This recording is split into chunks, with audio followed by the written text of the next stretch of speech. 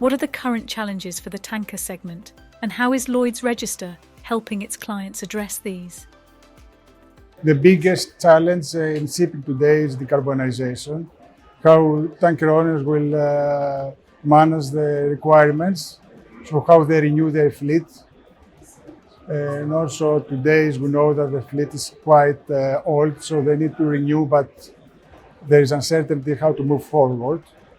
This means which fuel they have to choose, conventional or alternative fuel, and which one. Then which energy-saving devices to install to their vessels to make them more efficient. In Lloyd's Register, we have our decarbonization hub in our advisory department.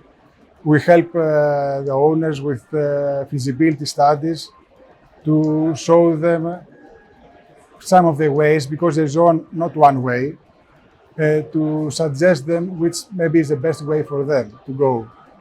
Okay, also we have made various studies for fuels. We call fuel for thought. So we study all the aspects of the new fuels, and our retrofit guide, so we support the owners for existing ships, how they can change the equipment they have with the new equipment that can sustain the new fuels.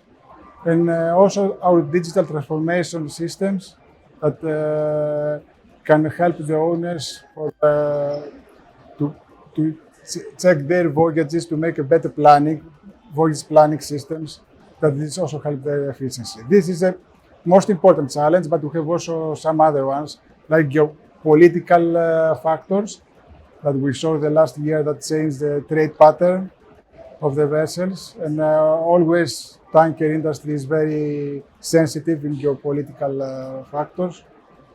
And last one, I could say the vetting inspections. We have now new requirements with SIRE 2. So Lloyds are helping them with our surveys, with CAP surveys, to have their vessels ready for inspection for the majors. What is your view on the state of the tanker market, and how do you see this changing in the next few years? Yes, today we face a good time for tanker industry, let's say. We have a few years that the tankers were struggling with very low rates. Last year, we have a huge booming of rates, it was unbelievable. Today, it looks that it's going a little bit down, but in sustainable levels. It's still profitable and quite healthy. We expect that this will remain, both for tankers and product carriers. For crude, we see that China is reopening. We have new emerging markets in Africa that we need a lot of crude oil. For product tankers, the new situation with the new fuels that we need cleaner products. Also, the change of trade patterns at the refineries in different positions give opportunities for more vessels in the water.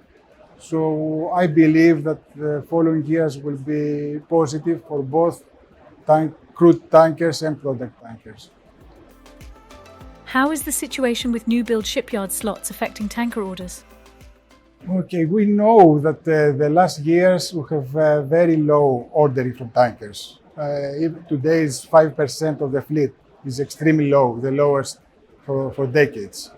Unfortunately for the tanker owners, the shipyards are full of LNG carriers and container vessels that have been ordered heavily the previous years. And there are not so many slots, especially in Korea, in China as well, but maybe it's easier to find. There are some possibilities for some new yards to reopen, mostly in China.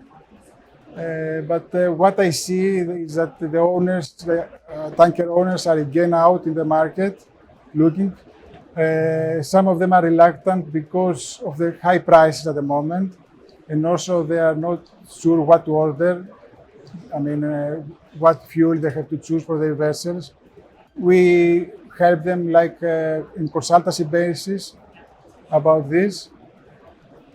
But we believe that in the following years we'll have a big tanker ordering, maybe more than 400 crude oil tankers per year and 250 product tankers.